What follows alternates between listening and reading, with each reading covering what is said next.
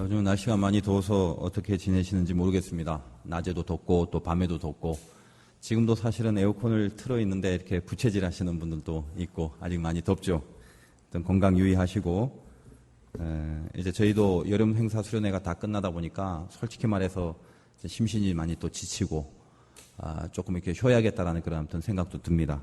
아침 저녁으로 덥고 그러다 보니까 어떤 좋은 피서 방법이 없나 한번 생각을 해봤는데 보니까 새벽에도 많이 더워요. 그럼 빨리 새벽기도 나오셔갖고 그 소예배실이 아주 시원합니다. 와서 기도도 하시고 또 저번 주는 철야기도에는 또 많이들 오셔갖고 이렇게 더운데 왜 오셨나 가만 생각해보니까 교회가 굉장히 시원해요. 그러니까 여러분이 어디 잠 못 이루고 덥고 막 그러면 새벽에도 교회 나오시고 밤에도 교회 나오시면 아주 시원하다라는 그런 생각이 듭니다. 아무튼 건강 유의하시고 꼭 어디 가실 때 기도하고 가시기 바랍니다.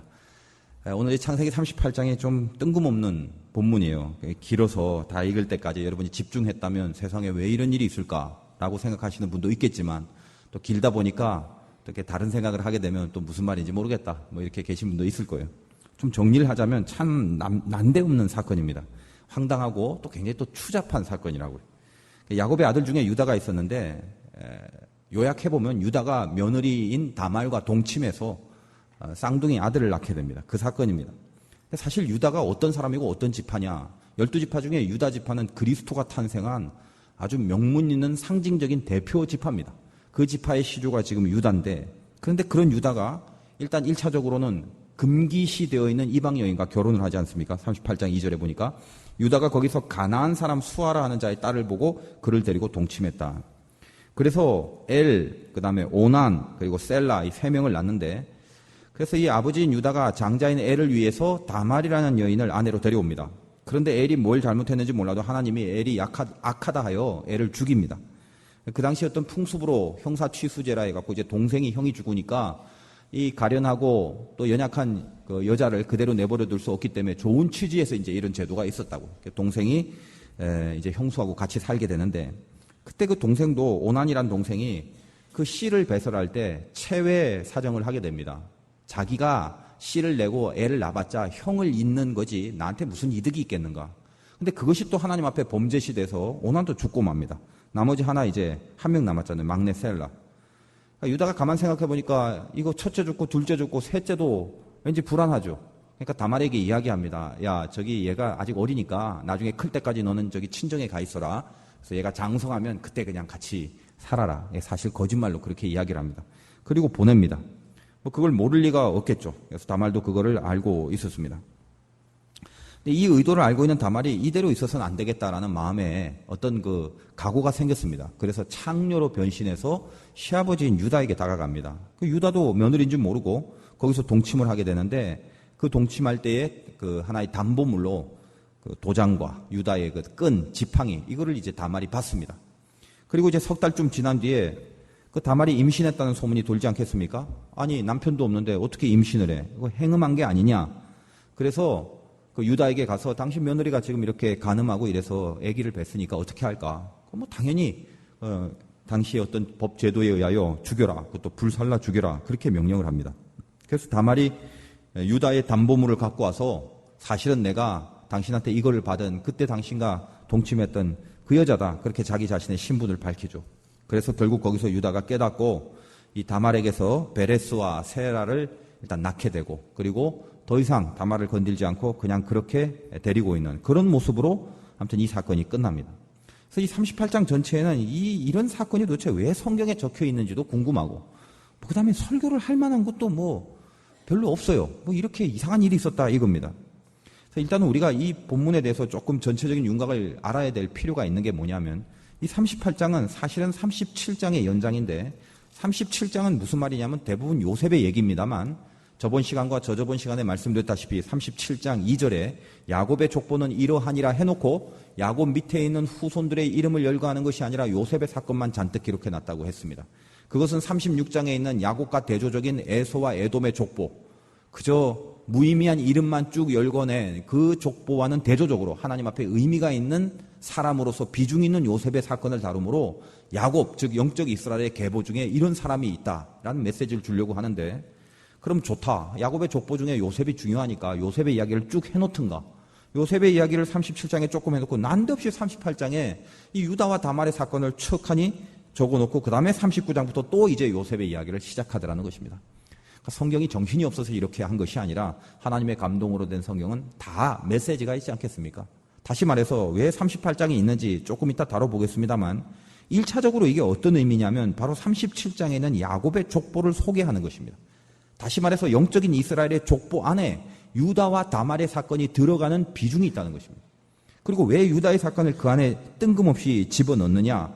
결국 이 유다와 다말의 사건 속에서 우리가 이스라엘의 영적 족보와 계보를 갖고 있는 사람인데 우리 삶 속에도 이 유다적인 원리와 다말의 원리들이 분명히 들어가 있을 것이고 그것을 깨닫고 살펴보므로 하나님이 이 유다의 사건을 그리스도의 계보 안에 집어넣듯이 우리가 지금 당하고 있는 처지 가운데도 그럼에도 불구하고 우리가 이스라엘의 족보 안에 들어갈 수 있는 그 근거를 그리고 그 은혜를 오늘 이 사건에서 찾으라라는 그런 이야기입니다. 제일 중요한 것은 이 사건을 통하여 유다의 이야기가 이스라엘의 족보 속에 들어갈 수 있는 이유와 그 원인에 대해서 살펴볼 때에 제일 중요한 것이 뭐냐라고 한다면 우리가 이 사건을 통해서 죄에 대해서 절대로 절망하지 말라라는 깊은 메시지가 있기 때문에 그렇다는 것입니다. 오늘 말씀의 제목이 은혜는 죄를 이긴다인데 좀 더 구체적으로 말하면 우리가 죄에 대하여 절망하지 말라라는 메시지입니다. 유다의 형태를 보면 참 인간의 죄성이라는 게 어찌할 수 없는 참 암울한 것이라는 걸 느낍니다. 38장 1절에 이렇게 시작합니다. 그 후에 유다가 자기 형제들로부터 떠나 내려가서 그 후라는 말은 무슨 후냐면 앞에 있는 내용 후인데 앞에 내용이 뭐냐면 요셉을 팔아버린 사건입니다. 유다의 입장에서는 동생 요셉을 팔았고 애굽에 가서 살았는지 죽었는지 생사를 알 길 없는 그런 참으로 참혹한 상황 속에 요셉이 갔으니 적어도 형이라면 마음속에 뭐 그냥 아픔 정도는 있지 않겠습니까? 아무리 요셉이 미워도 우리가 잘못했구나라는 깨달음도 있을 것이고 뭐 근신하고 좀 뉘우칠 것 같으면 기도원에 가서 회개도 좀 하고 사실은 그런 시간을 보내야 마땅한데 바로 그 범죄를 저지른 그 후에 그렇게 시작을 합니다. 뭘 했단 말입니까? 아버지도 속이고 동생도 팔아 넘겼는데 거기에 대하여 조금이라도 가책을 느낄 겨를도 없이 끔찍한 죄를 저질러 놓고도 자기 형제들로부터 떠나서 그 형제들의 공동체를 떠났다. 뭔가 이게 떠났다는 게 좋은 일을 하러 떠난 게 아니죠. 혼자 몰래 더 깊은 죄를 저지르려고 그렇게 떠났습니다. 그래서 어디로 가냐면 결국 이방 땅인 가나안 땅에 들어가서 거기에 가나안의 한 여자를 데리고 동침을 하는 사건을 벌인다는 것입니다. 여러분 이 얘기가 참 보면은 참 너무한 거 아니겠습니까? 사람이 죄를 졌는데도 더 깊은 죄를 저지를 수 있다는 것입니다. 종류가 다른 죄 언제든지 저지를 수 있다는 것입니다. 아주 신선하게 종류가 다르면 새로운 마음으로 저지를 수 있다는 것입니다. 도둑질을 했으면 그 다음엔 연결하여 음란한 죄를 저질렀고 살인을 했으면 그 다음에 사기를 치고 무엇을 말합니까? 죄라는 것에는 큰 성향이 있습니다. 흐름이라는 게 흘러가는 기운이 있습니다. 그래서 우리의 마음의 중심이 한쪽으로 조금만 기울어지면 그 처음 조금 기울어질 때가 조금 어려워서 그러지 한번 기울어지면 그 다음부터는 가속이 붙습니다. 훨씬 기울어지기 쉽습니다. 그래서 죄에도 기울기가 있다는 것입니다. 여러분이 놀이터에 가서 시소 같은 거 보면 팽팽한 무게가 이렇게 둘이 앉았을 때는 이게 팽팽하지 않습니까? 그러다 한쪽이 좀 무거워지면 처음에는 이렇게 끼우뚱 하다가 한번 무게가 딱 실리면 훅 하고 내려가죠. 이제 이거를 다시 원상복귀 시키려면 이 무게보다는 더 센 무게로 한번 눌러줘야 튕겨 올라가지 웬만한 무게는 이게 굉장히 힘들다는 것입니다. 저는 죄성도 그렇다고 생각합니다. 우리 죄에도 기울기가 있습니다. 이상하게 한쪽이 이렇게 기울어져서 흘러내리면 계속 그쪽으로 흘러가는 겁니다. 유다가 동생을 그런 지경으로 만들어 놓고 다시 이방 땅으로 가는 죄를 저지르고 거기서 다시 동침하는 죄를 저지르고 계속적인 죄, 며느리로 인하여 막내 아들도 죽을까 봐 거짓말도 하고 그래서 이 다말을 불쌍하게 친정으로 보내버리고 그리고 창녀로 변신한 이 다말을 또 며느리인 줄도 모르고 또 범하고 완전히 엉망진창의 죄의 연속선상에서 헤어나오지 못하는 유다의 모습을 보게 된다는 것입니다. 우리가 그래서 이 사건만 읽어보면 뭐 저런 인간이 다 있어 이렇게 생각할지도 모릅니다. 참 성경에는 이상한 애들도 많구나. 어떻게 이럴 수가 있지? 근데 그렇게 끝내라는 말이 아니라 참 이상한 사건이 있구나가 아니라 오늘 우리를 보자는 것입니다. 이 사건에 빗대요. 인간이 얼마나 더럽고 추악한지 한번 기울어지면 어느 밑에까지 내려갈 수 있는지 그게 인간이라는 사실을 뼈저리게 한번 느껴보자라는 것입니다. 제가 예수를 믿고 변화된 게 있다면 제 아픔의 괴로움의 내용이었습니다. 저는 목회를 하다 보니까 뭐 직장 다니시는 분은 직장에서 다 괴롭지 않습니까? 뭐 목회도 만약에 직업이라 친다면 뭐 이런 토로를 할 수 있겠죠. 아유, 목회가 힘들어요. 아유, 이 회사가 힘들어요. 이 장사가 힘들어요. 우리 다 일하고 있기 때문에 연약하니까 뭐 힘들다고 얘기는 할 수 있어요. 근데 혹시나 뭐 힘들다 할지라도 예를 들면 제 경우를 본다면 목회가 뭐 힘들다, 뭐 그렇게 힘든 것 같지는 않습니다만 뭐 체력이 좀 달리고 뭐 이렇게 피곤하고 그럴 때는 있겠죠. 근데 그걸 힘들다고 얘기해서 괴롭진 않습니다. 뭐 예를 들면 건강이 좋을 때도 있고 안 좋을 때도 있겠죠. 뭐 일을 많이 하고 피곤하면 아무래도 그 피곤함이 있지 않겠습니까? 그렇다고 해서 좀 힘이 들 수는 있어도 그게 괴롭지는 않습니다. 예를 들면 뭐 물질이 있을 때도 있고 없을 때도 있겠는데 뭐 없다고 해서 힘은 들겠지만 괴롭지는 않고 뭐 여러 가지 이유들이 있습니다. 살아가면서. 근데 뭐가 제일 괴롭냐? 가만히 이렇게 살펴보니까 여전히 죄를 짓고 있는 한심함이 그게 참 괴롭더라는 것입니다. 분명히 죄를 안 져야 되는데 생각으로 죄를 짓고 감정으로 죄를 짓고 이거는 하나님이 원하는 뜻이 아니야. 원하는 생각이 아니야. 또 원하는 행동이 아니고 원하는 감정이 아니야. 아는데 어느 틈엔가 아니다라고 생각하고 이겨야 된다는 생각은 있지만 나도 모르게 죄 속에 빠져 있고 지고 있고 당하고 있고 하나님이 싫어하는 것을 분명히 느끼고 있으면서도 과감하게 그것을 뿌리치고 돌아서지 못하는 그런 모습을 발견하게 됩니다. 그런 모습을 확인할 때마다 사실 여기 등장하는 유다와 원리적으로는 별로 다를 바가 없다라고 생각을 하게 되더라는 것입니다. 가끔 그러다 보면 참 스스로 절망적일 때가 있습니다. 저는 더군다나 목회를 하니까 여러분이 보통 평신도가 죄를 10개 줬다면 저는 솔직히 1개만 줘도 더 괴로워야 될 처지 아니겠습니까? 그러니까 상대적으로 훨씬 그런 느낌이 더 크겠죠. 계속 괴롭습니다. 어떻게 하면 좀 하나님 앞에 내가 좀 원하는 대로 이렇게 좀 잘 보이고 좀 괜찮은 인생을 계속 할까? 안 되더라는 것입니다. 참 힘들다라는 것입니다. 계속 실패하고 계속 넘어지기 일쑤다라는 것입니다. 근데 오늘 유다가 이 깊은 죄성에서도 불구하고 이스라엘의 족보에 올라간 이유가 뭘까? 우리가 죄로 인하여 절망하고 왜 이렇게 안 될까라고 하소연하고 푸념하고 갈등하고 괴로워하다가도 그래도 우리가 완전히 나자빠지거나 나뒹굴어진 인생이 아니라 하나님이 붙들어 주신 믿음의 반열에 다시 내가 있다라는 것을 확인하는 그 근거가 뭐냐? 유다가 이토록 죄를 저질렀지만 하나님이 이 유다의 족보를 이스라엘의 족보 속에 집어넣은 그 근거가 뭐냐? 제가 오늘 이 성경을 읽어보니까 딱 하나의 유다의 고백으로 그것이 가능하다는 것을 알게 됩니다. 38장 26절입니다. 유다가 그것을 알아보고 이르되 지금 이 사건은 여기까지 온 것은 다말이 이제 잡혀서 당신 나한테 준 담보물이잖아요. 나는 당신의 며느리요. 그렇게 딱 얘기를 했을 때 알았어요. 이제 유다가. 그는 나보다 옳도다 이겁니다. 지금 전부 다 다말이 죄인이었죠. 율법의 잣대에서 보면 다말이 범죄했습니다. 아직 소상한 내용이 밝혀지기 전이었기 때문에 내가 그를 내 아들 셀라에게 주지 아니하였음이로다. 내가 거짓말한 것을 스스로 고백합니다. 다시는 그를 가까이 하지 아니하였더라. 이 유다의 돌이키는 사건이 26절 한 절에 소개되고 있더라는 것입니다. 유다가 알고 있는 법이라는 것은 율법이었습니다. 그래서 아주 상식적으로, 일반적으로 그 가족에 간음한 사건이 있기 때문에 죽여야 되는 것이고 그것도 불살라 철저하게 죽이는 그냥 쉽게 당연한 거 아니냐. 죄를 저질렀으면 벌을 받아야지. 그렇게 지금 얘기하는 장면이더라는 것입니다. 어떤 겁니까? 지금 유다가 갖고 있는 율법, 그 율법은 남을 심판하고 판단하여 이렇게 벌을 주려고 갖고 있는 심판이지 살리는 심판은 아니었습니다. 우리가 알고 있는 모든 법적인 기준과 율법이라는 것은 사실 어떤 겁니까? 살리려는 것이 아니라 지적하여 거기에 상응하는 벌을 주기 위한 기준으로 율법이 제시되고 있다는 것입니다. 남편이 없는데 임신했다. 명백합니다. 그래서 그 기준을 갖고 다말을 죽이려고 합니다. 그러나 뭘 깨닫게 됩니까? 오라, 내가 잘못이구나. 내가 세상에 며느리와 동침을 했구나. 내가 그에게 거짓말을 한 거를 이전엔 몰랐는데 지금 이렇게 맞닥뜨려 보니까 내가 그녀에게 거짓말한 것도 죄였구나. 너는 틀린 게 없다. 너는 다 맞다. 단지 간절함으로 이 믿음의 계열에 들기 위하여 오죽했으면 이렇게까지 했겠느냐. 이 마음이 유다의 마음속에서 일어나는 것입니다.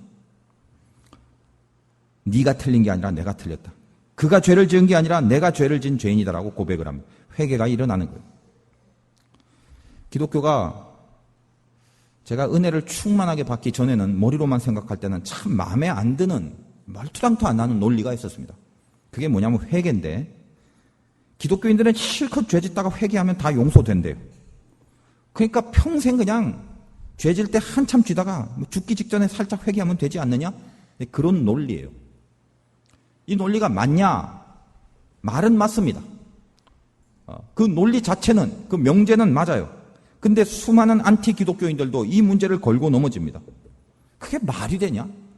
그게 어떻게 형평성이 있으며 그게 어떻게 이성적이고 합리적인 거냐? 생판 죄짓다가 회개 잠깐 한번 봐주고 그걸 은혜라고 그러냐? 그걸 십자가의 구속의 은총이라고 그러냐? 말도 안 되는 얘기 하지 마라. 그렇게 이야기를 합니다. 저도 그래서 초창기에는 그런 얘기를 들을 때 그래 좀 말은 안 된다. 믿음은 있었지만 은혜 때문에. 근데 제가 세월을 자꾸 이렇게 살아보고 믿는 사람들을 만나보고 제가 또 신앙생활을 하고 자꾸 느껴보니까 이런 것을 알 수 있었습니다. 그런 말을 잘하는 사람 보면, 그런 비판을 잘하는 사람들을 가만히 보면 이 마음속에서 항상 이미 어떤 다른 것, 나 외에 남을 비판하는 성향이 굉장히 강하더라는 걸 알게 됐습니다. 세상에 그런 게 어딨냐 이렇게 얘기하는 사람. 우리도 사실 다 느끼죠. 자, 여기 아무리 여러분이 신앙이 좋다 할지라도 평생 죄졌다가 회개 한번 하면 싹 천국 간대. 그거에 깊은 곳에서 아멘하고 동의하고 어이 옳다구나 됐어. 사실 이럴 사람 많지 않아요. 우리 다 예수 믿고 있지만 맞긴 맞고 듣긴 들었는데 조금 이상하다 이렇게 생각합니다. 뭐 그렇게 생각 안 하신다면 할 수 없어요. 근데 안 믿는 사람들, 안티들은 그런 문제를 부각시켜서 걸고 넘어가지 않습니까? 세상에 그런 게 어딨냐고.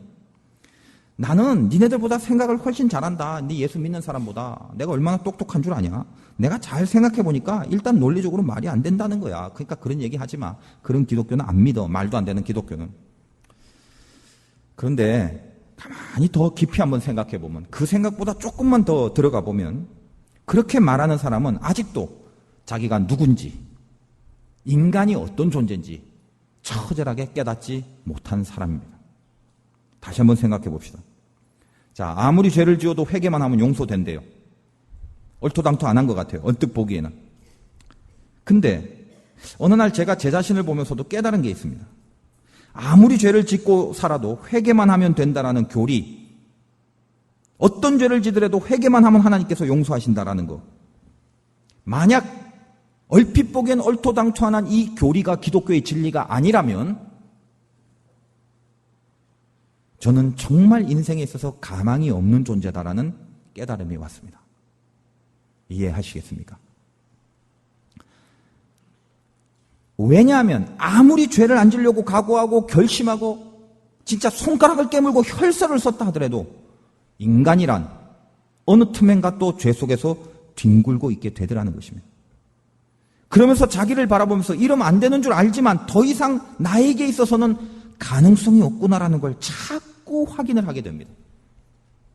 도박에 빠진 사람들은 도박을 안 하려고 오른손을 자르면 왼손으로 하고 그 왼손을 자르면 발가락으로 한다는 말이 있습니다. 그게 인간입니다. 그만큼 죄성이라는 건 강하게 끌어당기고 있는 힘이 있다는 거예요. 그러니까 우리가 아무리 결단하고 아무리 이빨을 꽉 깨물고 결심을 한다 할지라도 또다시 죄를 지고 쓰러져 있을 때 그럼 어떡하란 말입니까? 그땐 도대체 어떻게 해야 살아날 수 있다는 것입니까?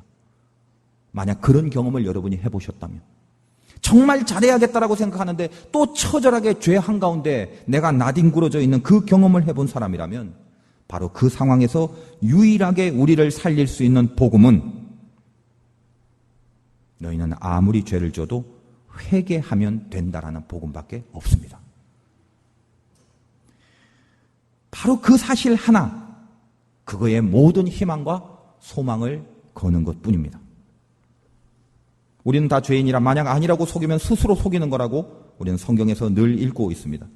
신앙세계에 접어들고 목회를 하면서 제가 그동안 제 자신이 부족하다 보니까 좀 괜찮다는 분, 신앙 좋다는 분, 뭐 성자 같다는 분, 늘 거룩한 삶을 산다는 분, 그런 사람들 좀 예의주시하고 그 곁에 좀 같이 있으면 내가 더 나아질까 싶어서 살면서 여러 명을 이렇게 봐왔고 또 알고 지내왔습니다. 덕망 있는 분, 유명한 분, 뭐 예수님과 닮았다는 분, 천상의 모든 은사를 뭐 다 받았다는 분, 많은 사람들과 같이 한번 있어봤어요. 제 인생의 결론이 뭔지 아십니까? 하나입니다, 하나. 모든 인간 다 똑같더라. 사람 보고 신앙생활 하다가 다 나가 떨어지는 거예요. 혹시 저도 좀 걱정이 있어요. 여러분이 저를 잘 모르시는 분들이, 야, 우리 화독에 나와보니까 목사님 참 신앙 좋은 것 같은데? 나도 우리 목사님처럼 신앙생활 해야지. 우리 목사님을 한번 닮아봐야지. 혹시 그러신 분이 있습니까? 없으면 좀 섭섭할진 몰라요. 그러나 만에 하나라도 지금 이 자리에서 그런 분이 한 분이라도 있다면 오늘 그 생각을 버리고 가시기 바랍니다. 다 똑같습니다. 사람 보지 마십시오. 신앙은 늘 들었지 않습니까? 하나님만 보고 가는 거예요. 그거밖에 없어요. 왜 그럴까요? 인간은 다 죄인이기 때문에 그래요. 저희 교회 등록하고 다니시는 분들 중에 혹시 뭐 이 중에도 등록은 안 하고 이 모양 저 모양 이 이유 저 이유로 한 번씩 예배를 드리시는 분들도 있을 것입니다. 그러면서 속으로 갈등도 하겠죠. 교회 등록할까 말까? 설교 들어보니까 은혜가 있는 것 같은데 웃자까?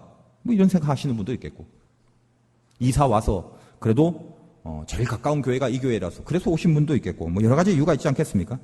많은 분들이 교회 등록하고 다녀요. 근데 끝까지 안 다니고 도중에 나가시는 분들도 있습니다. 가끔 그런 분들이 저한테 개인적으로 전화를 하기도 하고, 또 제가 주기적으로 한 번씩 이렇게 새신자 전화를 한번 해보기도 합니다. 안 보이면 불안하니까 한번 물어보죠. 왜 안 보여요? 말씀을 안 했어요. 아, 왜요? 제가 싫어서요? 그냥 농담 삼아. 아니요, 목사님은 너무 좋은데요. 이제까지 이런 목사님은 못 봤는데요. 내 입으로 이런 소리 하니까 참 민망합니다만 내가 그대로 한번 옮겨줄게요. 아, 근데 왜 안 나와요? 그러면 조금씩 있잖아요.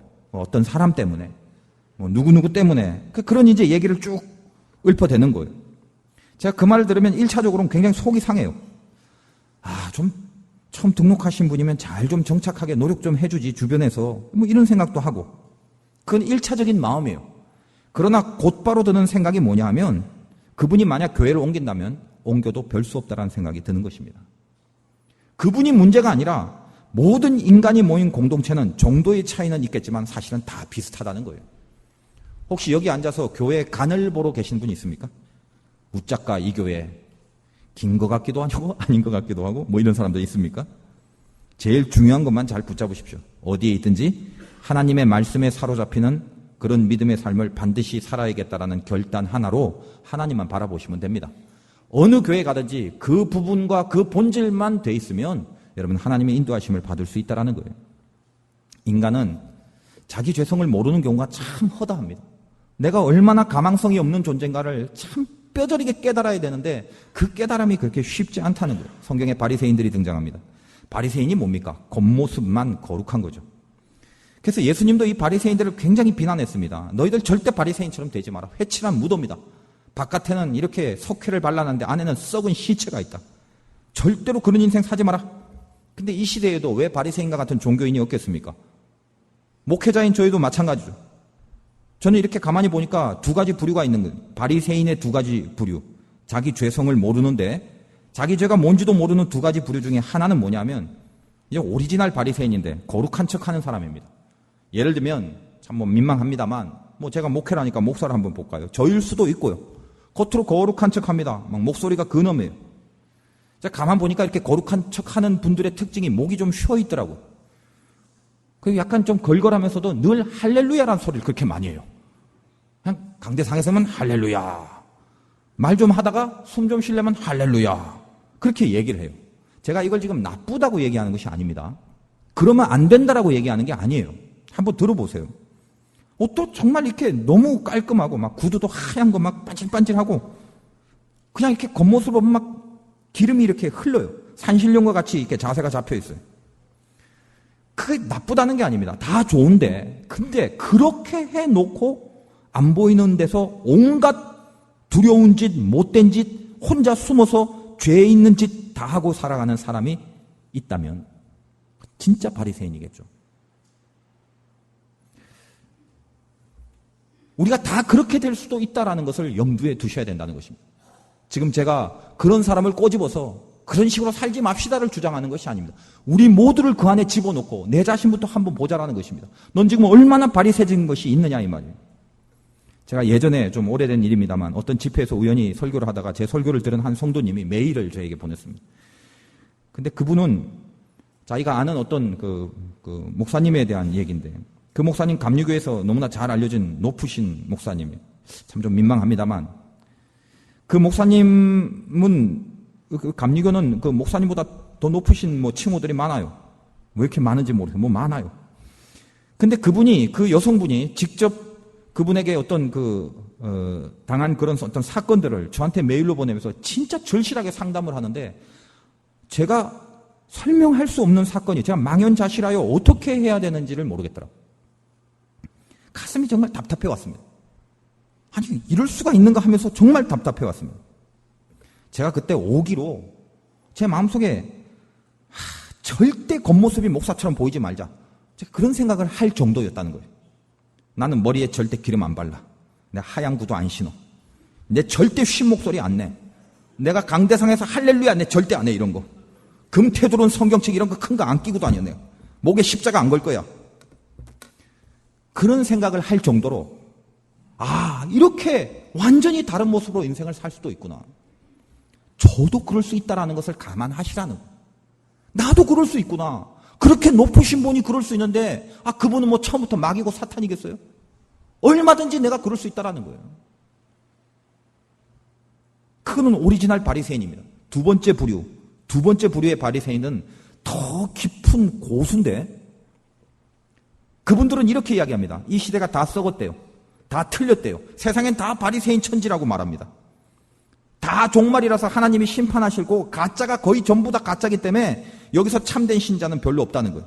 교회가 썩었고 신학교가 다 썩었다는 거예요. 그렇게 외치고 마치 선지자인 양 회개를 주장합니다. 맞아요. 참 맞는 말이에요, 그게.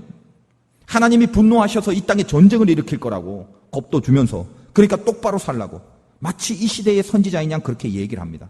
그래서 자기 자신은 이렇게 재산도 없이 다 구제하고, 나는 무슨 뭐 좋은 옷 하나도 안 입고 막 맨날 덜 떨어진 무슨 뭐 이런 거나 입고, 십자가의 길을 나는 걷고 있고, 내 거는 남김없이 다 주면서 세계의 선교사들을 돕고, 교회를 몇 개 세우는데 뭘 다 하고, 겉옷 달라면 속옷까지 주고, 예수님처럼 살아야 된다고, 진짜 신자는 반드시 그 길을 가야 된다고, 똑바로 살라고, 다 틀려먹었다고.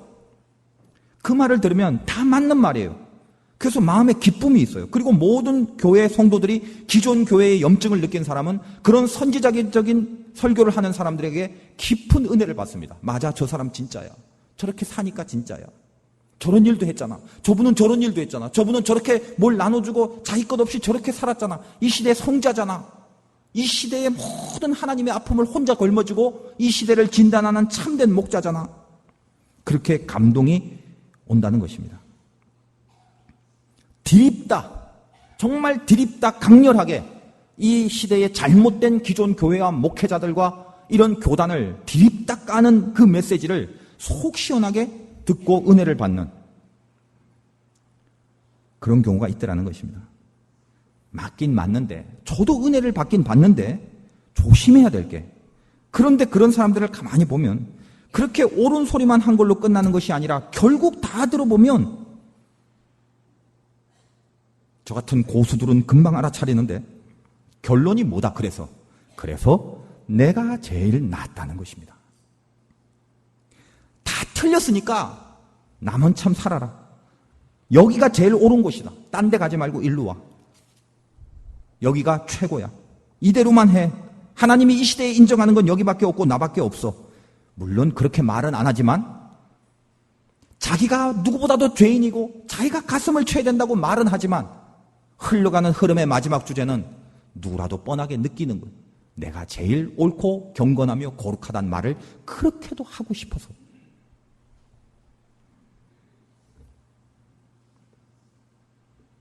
나는 내 옷을 다 털어봤더니 세 벌밖에 없어. 나는 차도 없어서 맨날 무슨 오토바이 타고 다녀? 화물차 타고 다녀? 결국은 성경의 말씀을 풀어주는 것이 아니라 어떤 자기가 하고 있는 도덕이나 윤리적인 내용을 갖고 얼마나 옳고 바른가를 승부를 내기 위하여 거기에 혈안이 되고 있는 모습. 그러니까 내가 어떻게 했다.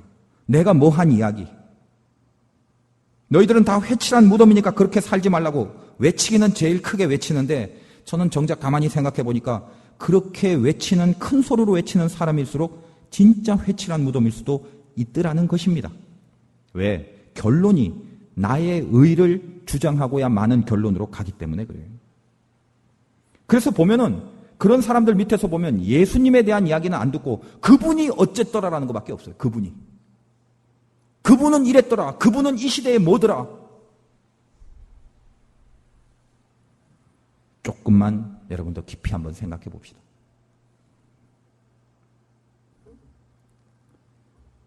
그 말 자체가 나는 참 못났는데 하나님밖에 없어요. 하나님 앞에 잘 살아야 돼요라고 그렇게 고백할 줄 아는 그 자체가 그러므로 나는 이 고백을 할 수 있기 때문에 나는 진짜 잘난 사람이라고 느끼게 하려는 수법이 뻔히 보이더라는 것입니다.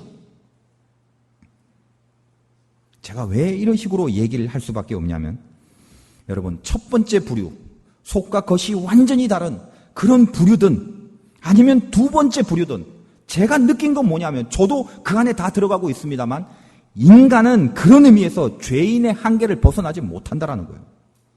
이런 모양으로 살든 저런 모양으로 살든 결국은 같은 죄성을 헤어나오지 못하는 불쌍한 존재들이라는 것입니다. 그걸 아시라는 것입니다. 그러므로 그렇게 많이 비판하셔도 안 됩니다. 그렇게 많이 지적을 하셔도 안 돼요. 그거는 눈 감고 대강대강 살자는 것이 아니라 그 전에 하나님 앞에서 나를 한번 보자는 것입니다. 아니 우리라는 인간이라는 한번 보자는 것입니다.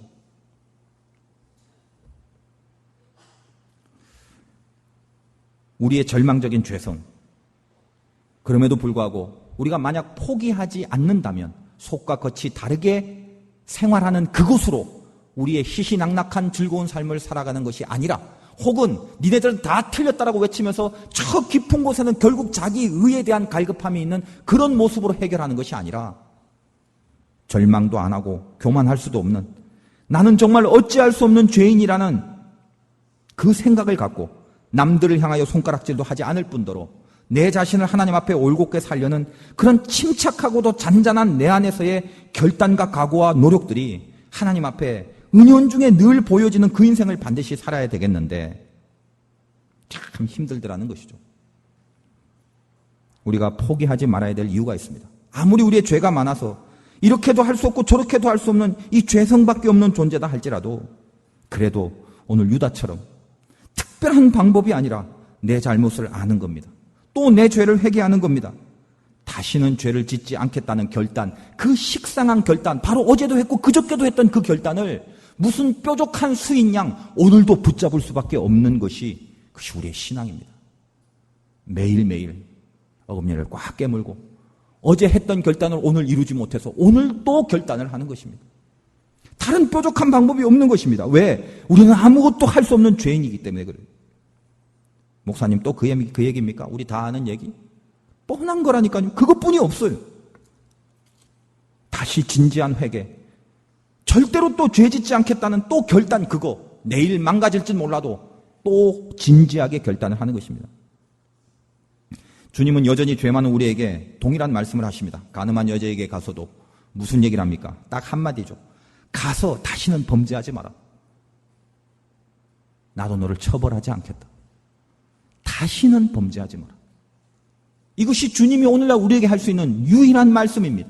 그리고 그 말씀을 붙잡는 우리가 우리 편에서 유일하게 하는 것은 그 말씀대로 다시는 범죄하지 않으려고 결단하는 것뿐입니다. 오늘 이 말도 안 되는 추악한 사건을 통해서 하나님은 그럼에도 불구하고 이 유다의 족보의 끝에 누구를 배치하셨는가를 우리는 마태복음 1장에서 살펴볼 수가 있습니다. 마태복음 1장은 참으로 화려한 족보로 시작합니다. 왜냐? 아브라함과 다윗의 자손 예수 그리스도의 계보라. 드디어 이 안에 들어가 있는 이름들은 예수 그리스도의 계보 안에 드는 영광스러운 이름들입니다. 2절을 볼까요? 아브라함이 이삭을 낳고 이삭은 야곱을 낳고 그 다음에 야곱 다음엔 요셉이 나와야 되지 않습니까? 그런데 마태복음 1장의 이 서술한 내용은 참으로 눈물 나는 은혜라는 것입니다. 야곱은 유다와 그의 형제들을 낳고 유다가 누구라고요? 오늘 이 본문에서 이 추악한 범죄를 저질렀던 그 이름이 마태복음 1장의 그리스도의 계보에 쓰여져 있다는 사실입니다. 여기에 말할 수 없는 은혜가 있습니다. 내 이름이 여기에 있는 것입니다. 야곱은 나와 내가 누군데 유다와 같은 죄인인데 그리고 3절에 유다는 다말에게서 베레스와 세라를 낳고 그러고 쭉 진행되다가 결국 16절에 가서 마리아에게서 그리스도라 칭하는 예수가 나시니라. 여러분, 이 그리스도는 그런 의미에서 어떤 은혜가 있는 줄 아십니까? 이렇게 수많은 죄인들이 열거된 그 죄의 결론으로 등장한 분이 그리스도가 아니라 끊임없이 죄 질 수밖에 없는 이 인간의 악순환을 드디어 예수 그리스도로 말미암아 끊어버리는 차원에서 마지막에 주님이 오신다는 것입니다. 여러분, 우리가 예수의 은혜를 받고 예수 그리스도의 보혈의 능력을 얻었다면 이 어찌할 수 없는 죄성이 망하고 멸망하는 길로 가는 것이 아니라 운명적으로 내 죄가 주님 앞에 끊어지고 하나님 앞에 되돌아서는 그 단서와 그 결론으로 주님이 이 땅에 오셨다라는 것입니다. 그게 내가 그리스도의 족보에 들어갔다라는 큰 의미인 것입니다. 잘나서가 아닙니다. 주님과 쌍벽을 걸을 만한, 나란히 어깨를 겨룰 만한 무슨 거룩한 실력과 업적이 있어서 이 족보에 올리는 게 아니라는 것입니다. 왜 올랐다고요? 더러워서. 내가 내 방법으로 이길 수 없어서. 정말 잘하고 싶은데 그럴 수 없는 나의 이 한심함의 방법이 없는 그때에 내 이름의 마지막에 주님이 오셔서 내가 나로 말미암아 할 수 없는 그 절망의 죄성을 주께서 끊어주신다는 것이 복음입니다. 여러분, 혹시 이 말씀을 듣고 속으로 그냥 쾌재를 부르지는 마십시오. 어라, 엉망이고 절망인데도 예수님이 다 해주셨대? 할렐루야 하지 마십시오. 그래서 할렐루야가 싫어요. 그거는 할렐루야를 하는 게 아니에요. 오늘 막 살아도 내일 또 주님이 계신데 그거를 가리키려고 우리의 모든 악순환을 끊고 예수님이 이 땅에 오셨다는 것이 아닙니다. 유다 같은 사람이 이 이름에 들어간 것을 발견하시고 나 같은 이름이 여기에 실려졌다는 이 말도 안 되는 은총을 입었다는 사실이 몸들 바 모르게 감사하여 도대체 나에게 무슨 조건이 있고 나에게 어떤 실력이 있어서 하나님이 나에게 믿음을 주시고 예수를 믿게 해줬는가가 그게 갑자기 너무나 황당한 감사로 다가와서 주님, 감사밖에 없습니다. 이유를 모르겠어요. 내가 나를 잘 아는데 또다시 죄와 연결될 운명으로 절대 살지 않게 하기 위하여 아무런 가치도 없는 나를 주님이 영적인 족보에 그 보혈의 능력으로 나의 피를 주님의 피 안에 집어넣은 생명의 족보 속에 나를 집어넣었다는 게 아무리 생각해도 주님 감사밖에 없습니다. 이제 아무렇게나 살아도 나는 용서받는 인생이다라는 그런 얼토당토한 기고만장함으로 살아가는 논리가 아니라 만약 은혜를 못 받은 사람은 이 기독교의 논리를 계속 제일 싫어할 것입니다. 니네는 막 살아도 용서받으면 되는 그런 종교라며? 아니요. 진짜 은혜를 받는 사람은 절대로 막 살겠다는 생각을 할 수 없다는 것입니다. 진짜 주님의 은혜를 받은 사람은 이것이 공짜로 얻어진 것이고 거저 얻어진 것이고 내 안에서 나온 게 아니라는 건 알지만 너무나 감사하고 거룩하고 너무나 소중하여 절대로 함부로 살지 않겠다라고 하루에도 수십 번씩 하나님 앞에 약속하는 인생을 살 수밖에 없더라는 것입니다. 그게 우리가 살아가는 방법이에요. 그런 차원에서 은혜는 항상 죄를 이깁니다. 여러분, 혹시 이 자리에서 절망하시는 분이 있습니까? 저처럼 왜 이렇게 안 될까? 왜 이렇게 기도를 많이 하는데도 안 될까? 애를 쓰는데도 왜 이렇게밖에 안 될까? 혹시 그런 분이 있습니까? 저는 그것이 때로는 필요한 고민이기도 하다고 생각을 합니다. 왜냐? 거기서 우리는 주님의 필요함을 느낍니다. 주님 없으면 안 된다는 고백이 거기서 나옵니다. 항상 은혜는 내 죄의 마지막까지 내려가 그 죄를 극복하고 우리를 다시 끌어올려 주십니다. 오늘 이 예배를 드렸다면 제가 받은 은혜를 반의 반도 못 전한 것 같은 안타까움이 있습니다. 워낙 깊은 주님의 사랑이기 때문에 그렇습니다. 어떻게 말로 설명할 수 없는 사랑이기 때문에 그렇습니다. 그러나 조금이라도 성령이 여러분의 가슴을 쳤다면 이제 남은 것은 필사적인 분발, 그거밖에 없습니다. 안 되겠다. 나를 이렇게 살려주신 하나님의 은혜를 내가 잊어버리고 살았구나. 또 잘라내보자. 한번 싸워보자. 한번 또 부닥쳐보자. 어제 무너졌지만 그 결심 또 세워보자. 오늘 무너지면 또 내일 세우면 되지 않겠냐. 절대 포기하지 말자. 하나님이 나를 어떻게 살려주셨는데, 어떤 기대를 보고 오늘도 나를 바라보고 계시는데 그의 아들을 대신 죽이시는 그 대가로 나의 자녀됨을 그렇게 묵묵히 기대하며 지켜보시는 그 눈빛 앞에 나는 오늘도 어떻게 살아야 될 것인가를 수십 번씩 고민하고 기도하고 그렇게 결단하는 모습으로 주님 앞에 나가는 겁니다. 그래서 십자가는 늘 유일한 소망입니다. 그것 없이는 하나님 앞에 설 수 없는 것입니다. 주님, 잘하려고 하는데 그러고 싶은데 참 안 됩니다. 또 엉망입니다. 그러나 주님, 오늘도 죄만 짓다가 나중에 달랑 와서 회개만 하면 된대 라는 헛된 생각하지 않게 하여 주시고 아직도 나는 나의 죄가 뭔지도 모르는 그 정도로 연약하고 어리석은 백성입니다만 우리가 지금 받은 은혜가 얼마나 큰 것인가에 대한 그 감사를 잊지 않게 하여 주시사 주님께서 나를 살려주신 그 은혜의 그 귀한 은총을 우리가 딛고 다시 한 주간도 주님 앞에 분발하며 노력하며 죄와 싸우는 모습을 보이길 원합니다. 은혜는 죄를 이깁니다. 여러분 걱정은 하지 마시고 또 절망도 하지 마시고 제일 중요한 것은 포기를 하지 마십시오. 정말 거룩한 의지가 있다면 하나님은 여러분을 세워주시고 당신의 길로 분명히 이끄실 것입니다. 명심하십시오. 우리는 죄인입니다. 아무것도 할 수 없습니다. 그래서 오직 십자가만 붙잡는 인생이 참된 생명의 길임을 죽을 때까지 믿고 깨닫고 살아가는 것뿐입니다. 하나님의 귀하신 은혜가 여러분의 거룩한 결단 위에 임하시길 주님의 이름으로 축원드립니다.